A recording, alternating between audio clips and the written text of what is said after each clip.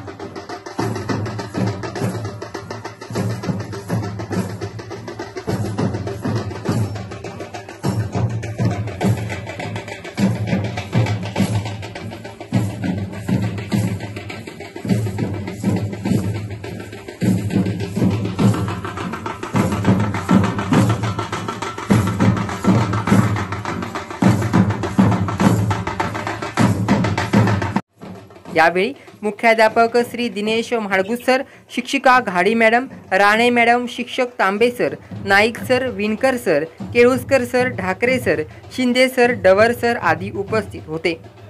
गेल्या काही वर्षात या प्रशालेने जिल्हाभरात आपला ठसा उमटवला आहे।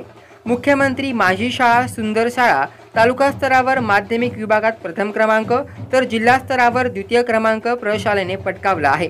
तसेच विद्यार्थ्यांसाठी अनेक स्किल डेव्हलपमेंट प्रोग्राम प्रशालेने सुरू केले आहेत।